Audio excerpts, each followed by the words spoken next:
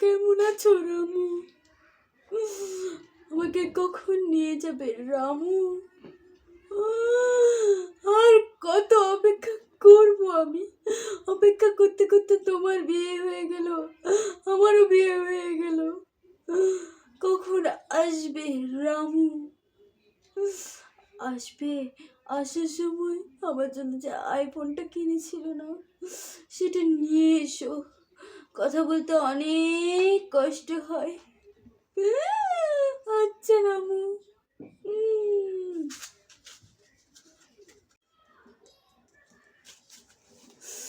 hello,